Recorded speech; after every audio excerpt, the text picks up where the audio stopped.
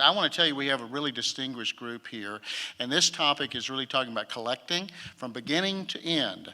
And so we have some questions. I want you to know before I introduce the speakers that the questions have not been divulged to them. They've been kept hermetically sealed in a mayonnaise jar, so that in fact it would not disturb the impressions, the unique impressions that each of them will provide to you with regard to the questions today. So without further ado, let me introduce to you the experts who will be talking to you today. First, the lovely Atlee Phillips. Atlee Phillips with Heritage Auctions, as you know. Atlee's a part of she's here representing sort of the dealer perspective and auctioneer perspective, someone who is in fact marketing Texas art these days. All of you that are familiar with Texas art know Atlee as someone who has been really active in this field now for several years, but also grew up in an arts family.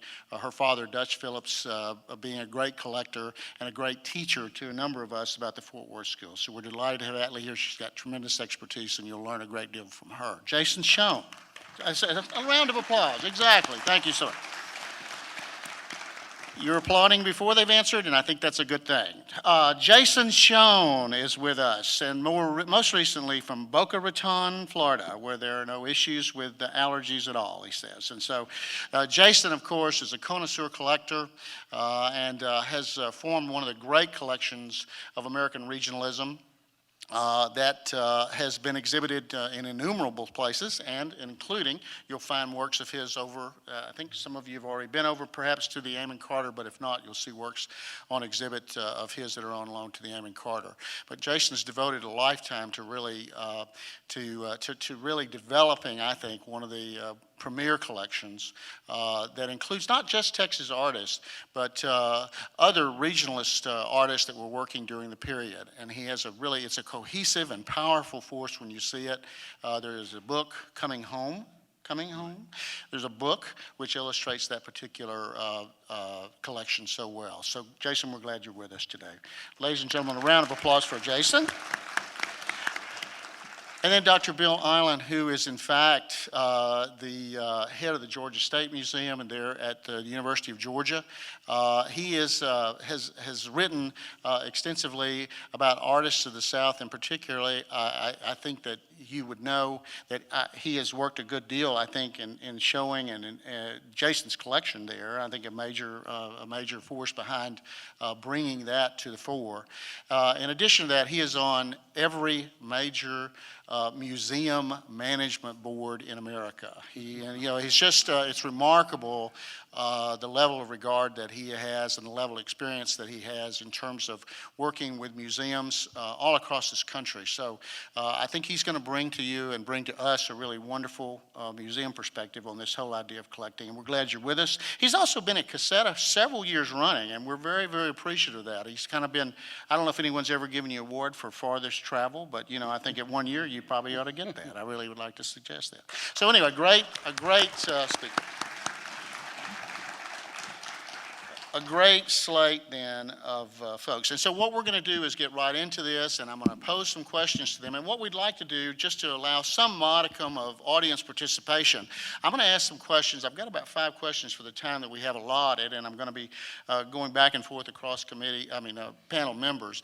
But what I'd like to do is if there's an aspect as these ladies and gentlemen begin to offer their impressions. If there's something of it that you want to kind of probe a little bit deeper on, if you just kind of raise your hand, and if I can see you out there, we'll try to see if we can allow you to ask a little bit of a probing question and to elaborate or to clarify.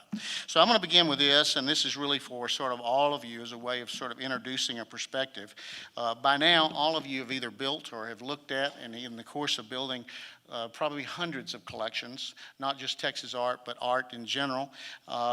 What, in your estimation, from your own experiences, are the characteristics of some of the most successful collections that you've viewed in your professional career? What are some of the characteristics that you might point out to those of us who are wanting to be collectors that you have observed across your experiences? Anybody want to begin that? I'm going to ask that question of all of you. Stumped you right off the bat. Well, I think there are a lot of things. It's not always just about the art. A lot of it is about the passion of the collector themselves or the collectors. And I mean, we talk a lot about focus. I'm sure we'll talk about that as well. I think there's a lot to be said for patience and the steady building of a collection, waiting for that right piece, and really making sure it's integrated into the collection as a whole. So that would be my first answer. Great observation. So 2 points, the focus, and also in terms of patience and looking at that. Well, I'll add to that. If you all know artists, artists have like an artist statement, and I think collectors or collections that have sort of a statement to make. And I think a good collection has both the expected and the unexpected. For example, if I see a collection, it'll have things that we all expect a certain collection to have.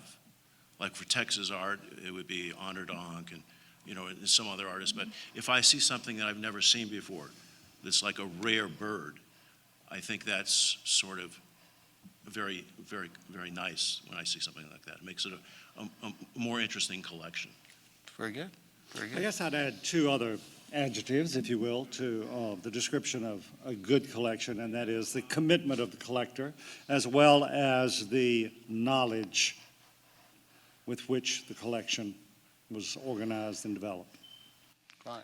Yeah, So, and if I could just add something to that and just build on it, because I found working at auction, you work with what comes to you. You don't go and search it out. And a lot of times, especially in an area of art like this, where there needs to be a lot more scholarship, you'll find that the collectors actually know more about particular artists or particular areas of art than some of the scholars and professionals, because they are so passionate and they have really educated themselves. So, I've tried to date paintings and authenticate things, and I've often gone to collectors for their archives and their opinions, and, so you're right, and, just education is so important. right. What, and if while we're talking about aspects of collector knowledge and how they develop that base, what suggestions or thoughts do you have for collectors about how they might go about, in fact, further developing their content knowledge on the collections or on the field that they're collecting in? Well, I'll just give one example to begin with. In Atlanta, the Atlanta Arts Forum, which is in Atlanta, it is a group of renegades, if you will, from the High Museum. When the High dissolved its specialized collectors groups, this group of collectors of American art began the Art Forum, and they are specifically an example of where people come together to hear lectures on American art, to discuss American art, to share collections, to talk about collections. So that's one example of people associating with like-minded people. Of course, in Texas, we're fortunate in that we have a number of collector societies that a number of them are referenced here and are very active in this whole CASETA group. But there's TACO, of course, there's HETAG, of course, in Houston. Collectors of Fort Worth Art, been very active in the past. So those collector societies have really filled, I think, have played a major role in increasing the knowledge, just as Atlee has said. Sometimes collectors hold more in-depth information and more and deeper knowledge base right now than some of our other institutions do. So I was just, if there's, we have, fortunately, like I say, in our state, a group of folks that have really spearheaded that, but I was looking if you had any other thoughts. I think collectors are always looking for other additional avenues that we can discover that really helps us to really... I'll add to that. I think as a collector, you need a benchmark. I think it's very difficult to establish a benchmark without, you need to go to museums. Because if you're just going only to galleries have a very important mission. But if you're only going to galleries, the argument is you're not always seeing the best, because galleries are limited as to what they can get. If you're going to museums, it's really the best way, I think, to keep your eye sort of lubricated, seeing what is, in essence, the best work of an artist. Exactly. Unfortunately, what's happening, like just the presentation before we had, just immediately before us, more museums and more curators in museums are really are beginning to show and beginning to exhibit Texas artists, particularly, which is the field that we're all interested in. So fortunately, we also have this momentum that is growing, but I agree with that observation that not only should you be going to probably auction houses or to dealers, but you should also be going to fairly religiously to those exhibitions that we can find in museums where they can receive loaned pieces, and you can get an example of the best, always, sort of a standard. I think it's really important to see everything you can, to be as omnivorous as possible, because I absolutely agree with Jason. You have to explore the best of an artist's work, but it can also be quite helpful to explore their not so great works. I mean, I think Susie was talking about this some with Dorothy Hood, is not all artists are equal and not all paintings are equal. So it's really important to see the best, to set a benchmark and to develop your eye, but also to, come to the auction house or, wherever and see the paintings that aren't quite so great, and really try to hone your eye with every tool possible. All right, very good. I'm looking out there, and as we're talking, if anybody, yes, there's George, you had I think I can see a hand back there. I want to address this to Jason. Jason, were you referring to not just seeing the best in a museum of, say, early Texas art, but all art in general, especially in the same genre like regionalist American artists, and the best of that, so that we can compare ourselves in what we're collecting to what is the best in that area? For all art, it doesn't matter if you're dealing with old masters or works on paper or Texas art, California art. My own training ground, so to speak, I grew up in Los Angeles, and so my training ground was the LA County Museum of Art. And the first great object that I saw that brought me into the 30s was not an object that I saw in a gallery. It was an object in a museum, and it's Millard Sheets' Angel's Flight, which is still a very iconic painting of the 30s. So I think it's really important to see everything and you learn from everything, but I think you need really to know what are the great objects that one would gravitate, and that's where it is at the museums, I believe. So. Well, and I'd expand that as well to say, one of the benefits of my youth is growing up with a dealer who also sold African and pre-Columbian art and contemporary art. So to me, it wasn't unusual for, a non-Western object to be sitting next to a Boretta painting. And so Jason's absolutely right, but you can expand that to art and design and fashion and any fine thing that's being made with a lot of thought in it, to help you really learn. Right. Exactly, very good. Yes, absolutely, yes. Can't see anything. Yes, Michael. Oh, I couldn't God. recognize you without the hat, I'm sorry. Yeah. There you go. You were talking about excellence, is what I'm hearing. You're talking about excellence.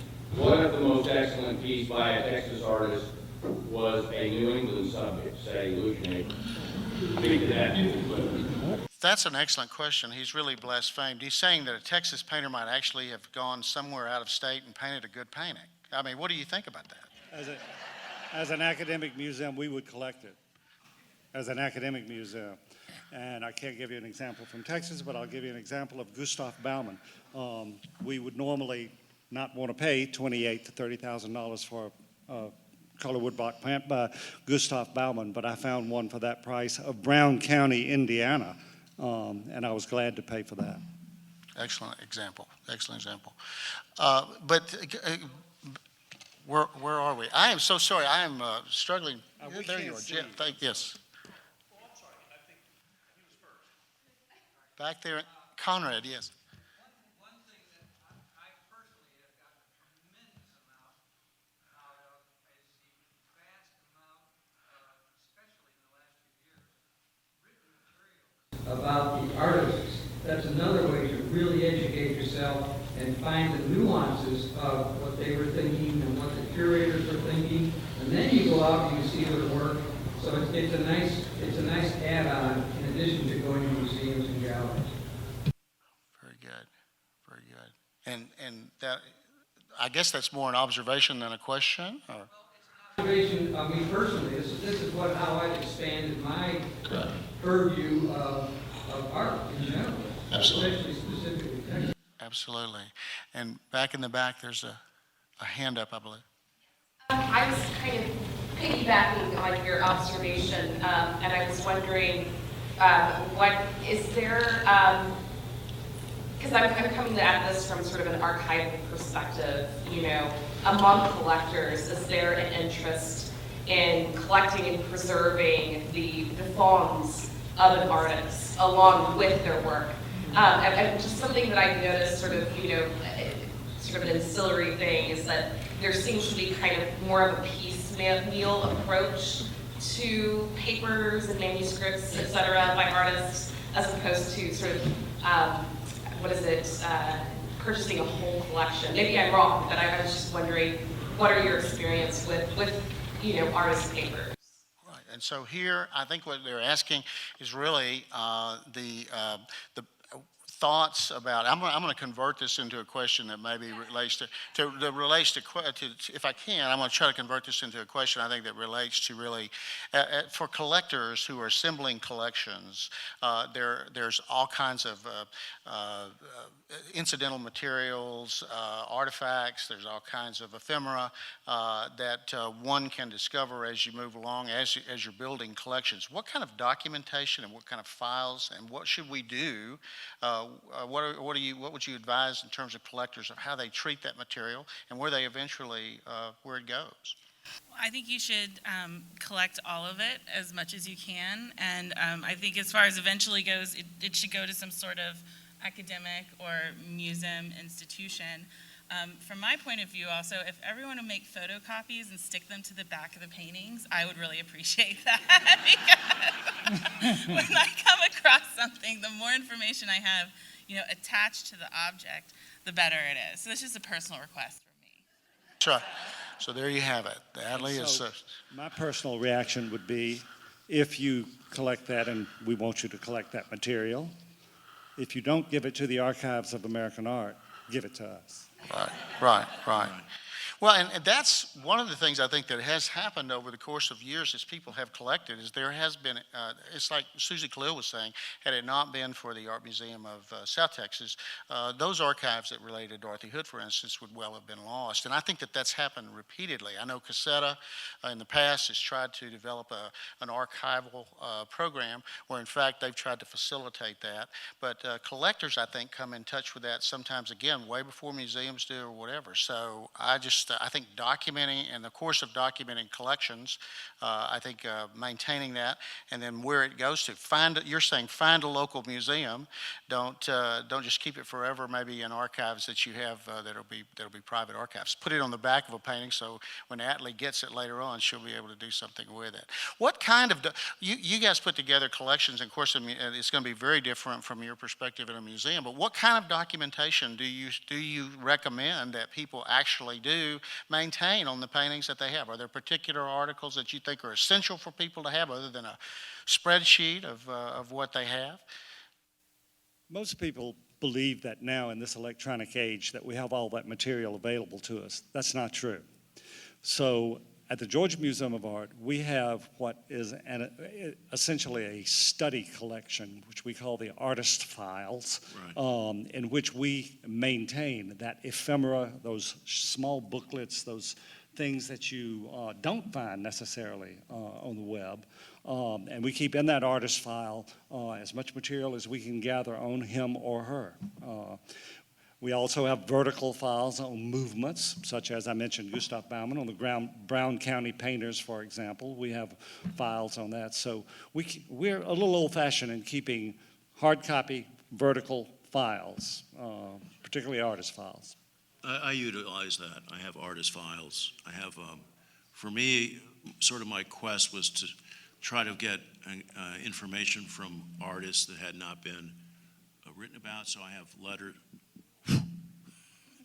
letters from artists, which I feel is important. Archival is important, but I think a good library is actually on a day-to-day basis more important than anything. I think a library for a collector is significant. I don't think you can collect without a good library.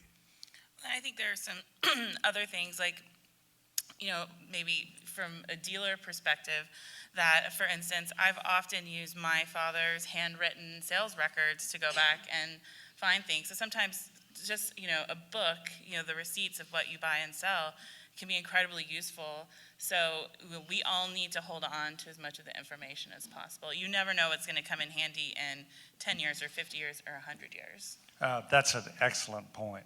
Martha Connell, whom some of you may know, who's a great gallery in Atlanta, who introduced really fine crafts to the state of Georgia. When she died, her records, we can't keep them because we just simply don't have the storage room, but they're perfect for the Rare Book and Manuscript Library at the University of Georgia. So either we keep them or we arrange for something of this importance to the history of the state of Georgia and the South to have a home and to be saved. So you're right, gallerist records are extremely important. Mm-hmm. Very good. Well, one of the questions that I think that, in looking at a set of questions that were suggested, for collectors, I think you're always looking for an edge on how you find the best work. And of course, museums are looking for a way in which they can help to identify that. There are all kinds of dealers that are looking for that. There are individual collectors that are looking for that. What thoughts or ideas, suggestions do you have for folks, particularly those maybe that are just beginning collection? How do you find the best works? You go and you learn it, we see that, but then how do you find those best works? Reveal some of your secrets. You guys have actually... We can always add a keyword to the Heritage Want List, and we'll send you an email because we never send you emails for anything, right? So did the price of admission just go up, since these are collector secrets? Revealing secrets now on how you find these. I think you have to play all of it. I think, there are some people and they just only look at auctions, and there's some people that only look at galleries. There are other people that just, look at estate sales. I think you have to play all of it. I think it's important to be well-versed on whatever is a great object can appear here, at CASETA. It could appear at Sotheby's or Christie's or it could appear anywhere. I think you have to play all of it. That's important. And don't forget smaller auction houses and, places, because you never know where a painting might pop up. Some of the That's best right. buys have been in like a, tiny estate auction company in Boston, where you'll find a Robert Pruser where he's not as well known, or just sort of a random place where, if it was in Texas, everyone would be fighting over it. You're giving out too much information. Sorry. What can I say? Related to this, okay, so when does it, I want to go back here, and then I want to come back and play the whole range or the whole field that's out there. So when does it, or how does it, you have to create a focus first. How do you do that in order to sort through? I mean, first of all, how do you create that focus from your perspective? All of you have, again, been either parts of creating institutional collections, or you're selling collections, or you're building collections. How does a collector formulate a focus for what they want to do, as opposed to accumulating a group of materials? But I think that's the difference between a collection perhaps and an accumulation, is that there is a focus and that there is a purposeful kind of way. How do you develop that? I think part of the magic of collecting is that you can come into collecting from different genres and different loves. So I came into it through the literature of the 1930s and 40s, and that was something I was very passionate about. Then I got into art history class, and I got into fine art.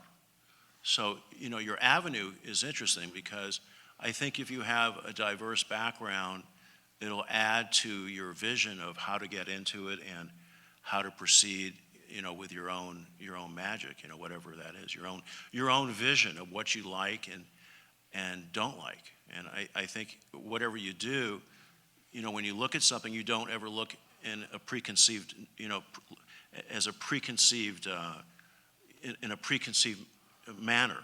So you always look at something, with open eyes. Bill, from an institutional perspective, how do you guys determine what fields you're going to collect in, and how does the I could go institution? through the administrative parts of it and tell you, but I'm going to be a little contrary here about this notion of focus.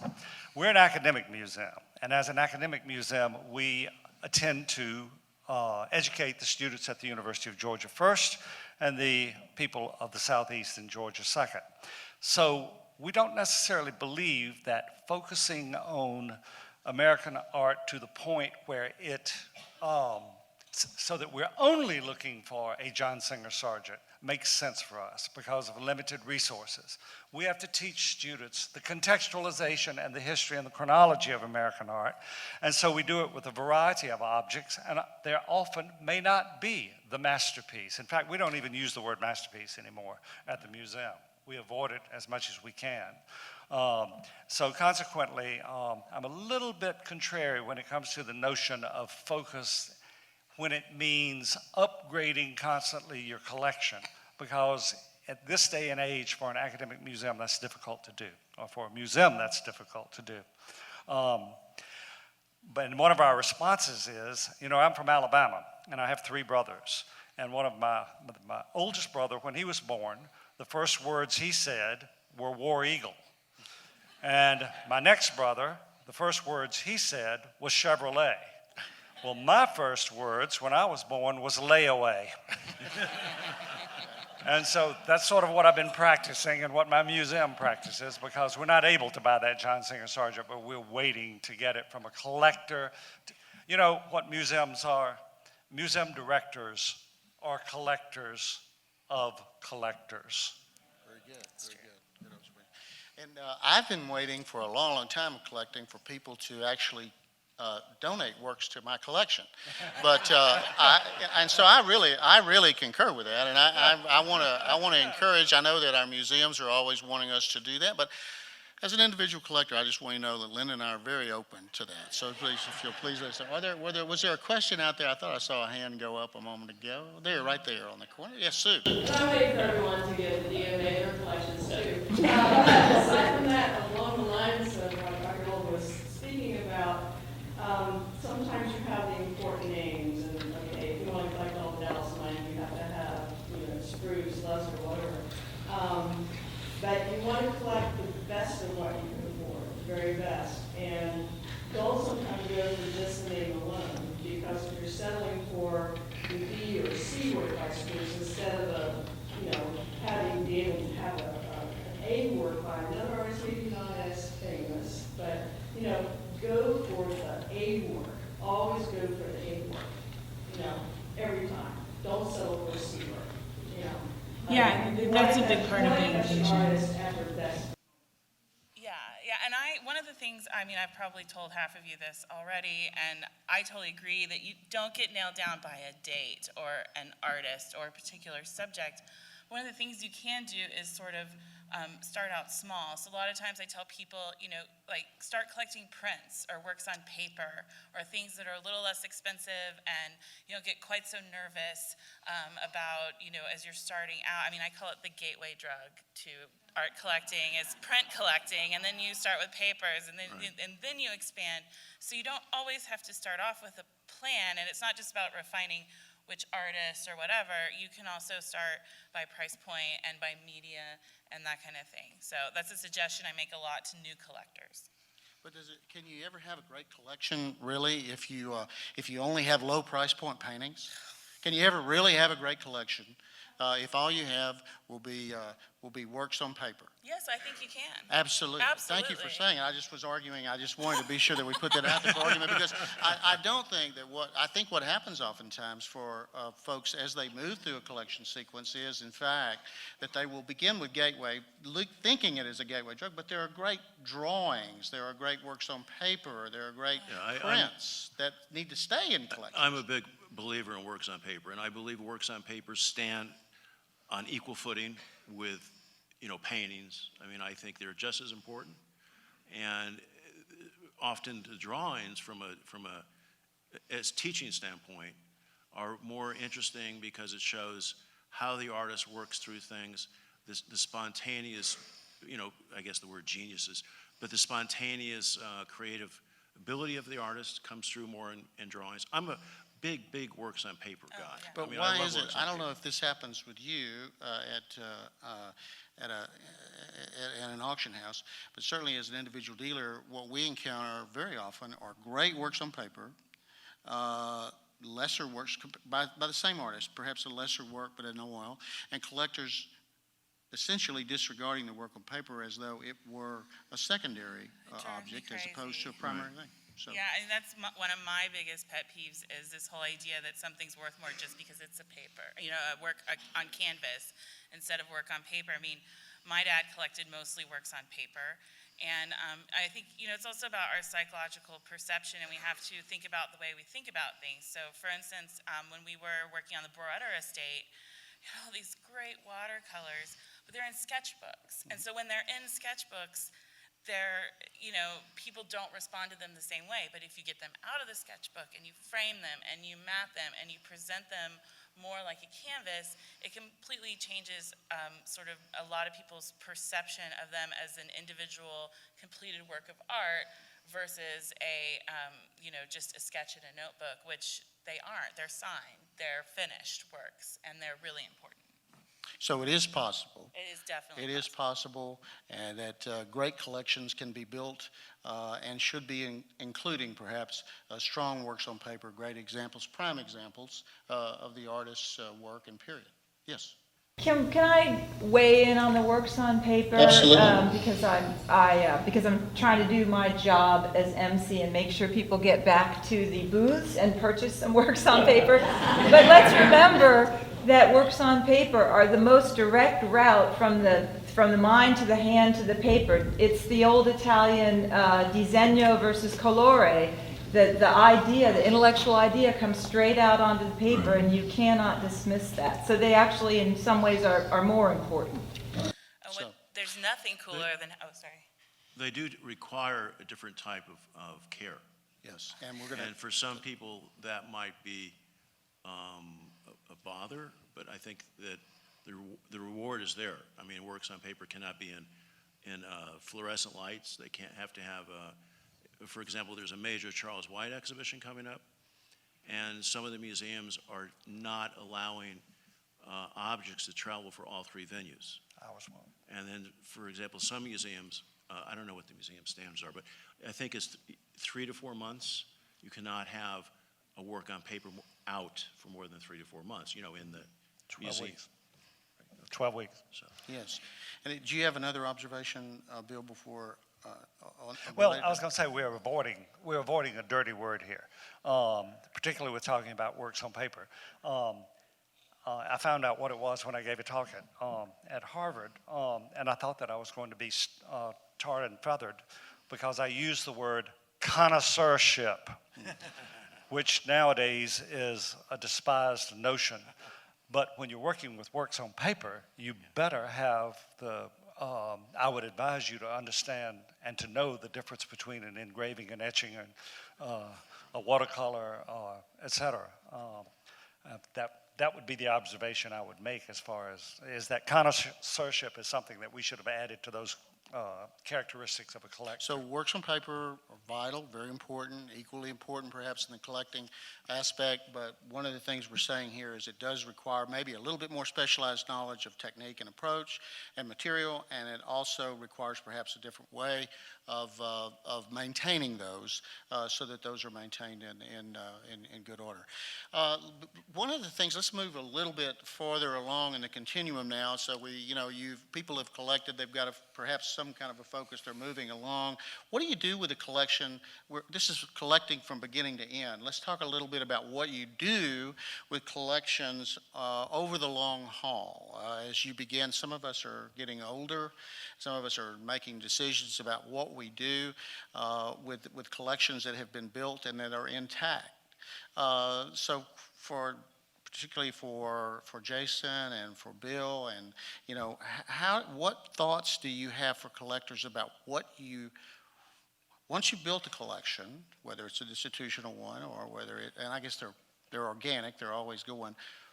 What thoughts do you have, or where do you go with those? What do you do in the end with a collection of art? Do you sell it again? Do you gift it? Do you dispense it to family? What, I mean, those are all options, but what thoughts do you have about that when something has been put together as a collection? Well, for me, it's still an ongoing thought, because I have children. Hello? Get that I closer. have children, and I don't know if they're going to be interested in the collection, so that plays. I mean, this is just my own personal. And my 11-year-old fashionista daughter.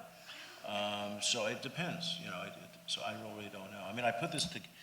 I work too hard. It's been sort of a labor of life, so to speak, and I worked too hard to ever really consider it to be ever disbanded, because I look at it as a study collection.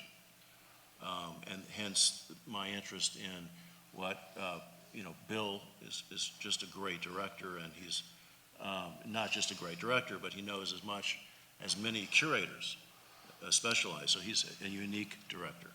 So I don't ever see it really ever being, gone.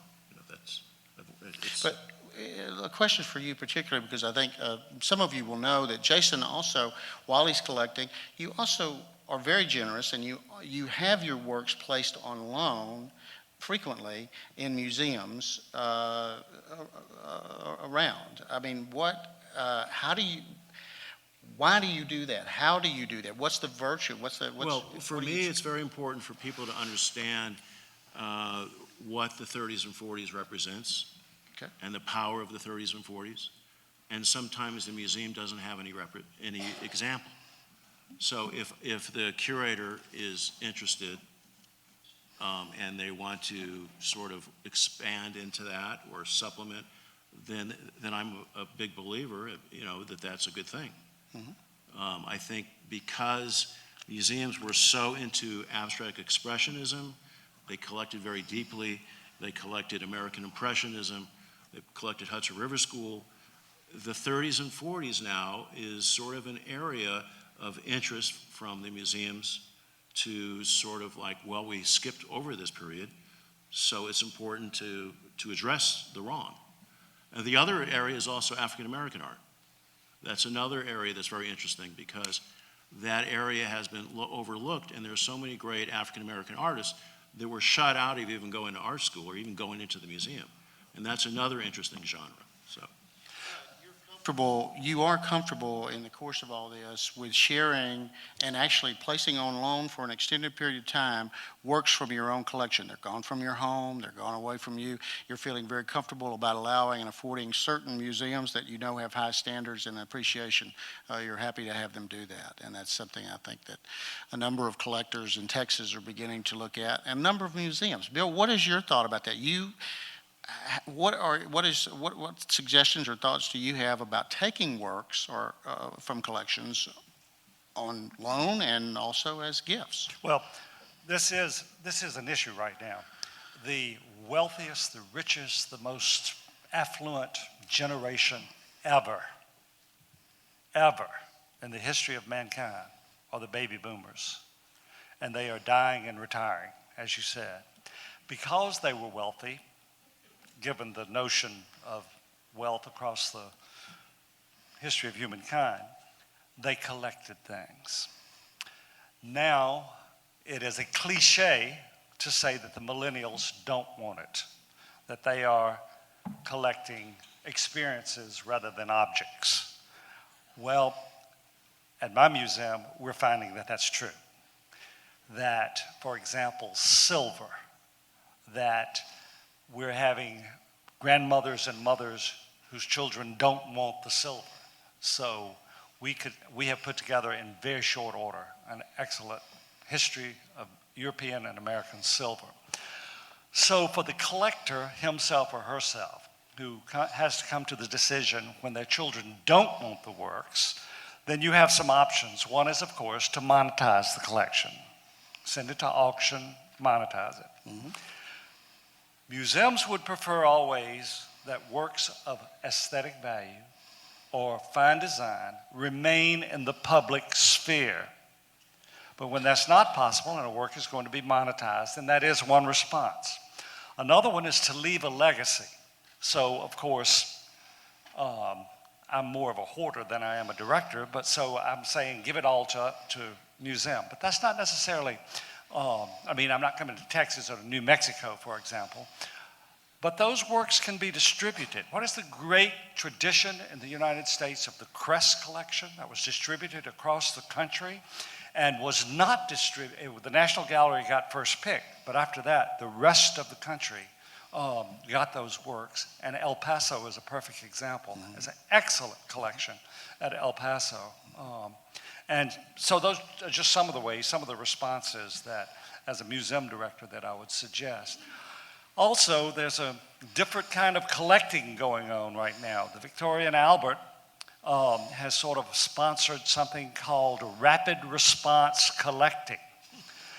And rapid response collecting is Katy Perry wears false eyelashes and they grab the first ones that they can to go into the collection that represents and contextualizes the spirit of the times through an object.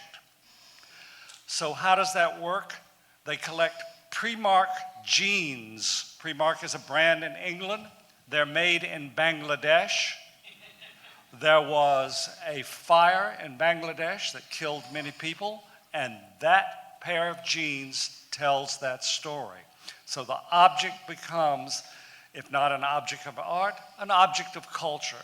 But the best example, I think, is from a show that was in Sichuan in China, and that was women are the primary workers in the electronics industry. Because of the Chinese government's desire that no secrets escape the factory, women are searched and x-rayed. And so in this city, women do not wear bras with wire underpinnings because that means they're stopped and searched. And they did not want men searching their bodies. And so there's a whole story there that an object suggests.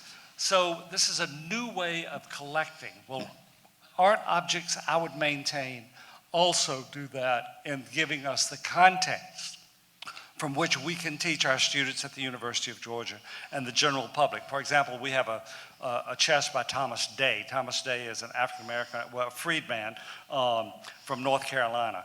He fell in love with a woman who was a freed woman of color who lived in Virginia. Women of color, prior to the Civil War in the Deep South, were not allowed to cross state boundaries. So Thomas Day told the North Carolina legislature, unless you let me marry the woman I love, then I'm taking my entire atelier. This is a freed black man who owned slaves and also hired white artisans. I'm going to take my entire atelier and move it to Virginia. What do you think the state of North Carolina did? It changed the law to allow this woman to come from Virginia to North Carolina. In that way, works of art, design, objects mean something, and that's what we're trying to impart to our students. So consequently, in making those decisions about what will happen to your collection, it's important to remember that those objects are invested with emotion, with sentiment, with history. Very good. Very good. Very well. Very well. So backstory, the backstory matters. The backstory really does matter as well. So this is good. Okay, so we have a moment for just a couple questions, and then we're gonna Can I just add begin to wrap something this up. real quick about that? One thing I wanted to say, sort of on behalf of an old friend of mine who used to talk about this, is because we talk a lot about wanting institutions to show more of a certain kind of art or other. Consider when you are donating your collection to donate it along with funds and to designate those funds as being required to be used to show Texas art or regional art or something, because that kind of thing can really drive a museum to show more works, the kind of things that we want to see. Thank you, Atlee. And I also thought Atlee was also going to say another thing that you might want to think of is how you do actually estate auctions, that you might want to talk to us about. But we'll save that for another time. Okay? Well, also, the one thing that we kind of left out from a mercenary point of view, an incentive to leave a hole in your wall for a year or something, is that lending a painting to a show will increase its value. So there's that sort of, not as noble sentiment, but definitely something that you can consider when you're like, I don't know if I want to give that up for a while. There are practical reasons why it's a good idea to loan things. Very good. Howard Taylor made me promise to tell y'all this. One of every 2 American households contains a collector. Museum directors are normally, we have a self-imposed system of ethics where we don't collect, or we don't collect in the area that our museum collects. So if one of every 2 Americans is a collector, I thought, well, what can I collect and what did I want to collect that would distinguish me from my museum and that invests meaning in that collection? Well, Howard made me promise to show you. It's my boots from Letty's in San Angelo, Texas, number 1. And number 2, I will be buried with my Jim Palmer baseball card. All right. Everybody knows who Jim Palmer is. Howard, you had an observation. I have a question. I didn't go to work. I think that's a pretty fundamental thing in the realm of collector. And I know Bill Eiland has played a role internationally in issues related to provenance. And then for everybody in this room, I think there's some very serious provenance issues related to WPA credit cards. Yeah, I once had a painting sit in our warehouse for 3 years, waiting for the government to come pick it up. So be careful where you got that WPA painting from. It's going to end up back with the government. Very good. Are there other questions that anyone has here in the audience for the panel right now about collecting from, I think I see, Francine, is that you? Yes. Yeah, this is a comment about, continuing about the museum directors and collecting collections. And your points are absolutely on it. You can either decide that your collection needs to stay as a whole and give it to the right institution, or you can decide to break it up and give it to institutions that are based upon their mission of their collections. But I would encourage you collectors to think in terms of, it doesn't have to be a bequest only. I encourage you to put on the back of each piece, beyond the information about... And the provenance, that was implicit in that comment. But on the back of each piece, if you want that piece to go to a museum, put the name of the museum on it, so that when your family has to deal with that inevitability, is that your family knows you want that piece to go.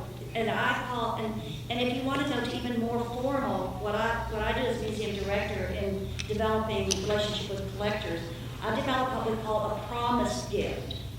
And it's a piece of paper that goes with their will that says that they have promised that piece of art to this museum.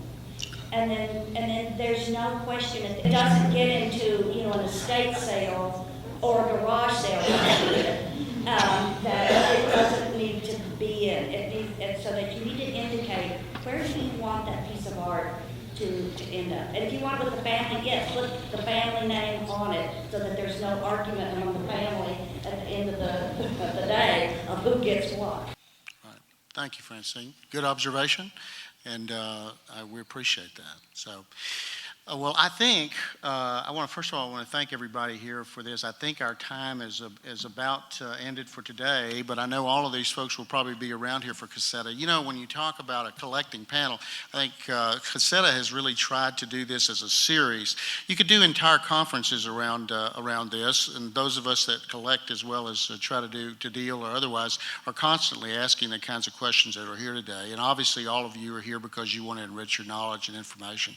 But we've got 3 great people here, and I encourage you, while they're still here at CASETA, that's one of the benefits of coming, is to go up to them and ask them any questions that you really have, or to ask for clarifications of things that you heard today. We appreciate they're very approachable, and they're all wonderful experts. We thank you guys very, very much for being with us today. You did a great job. You really did.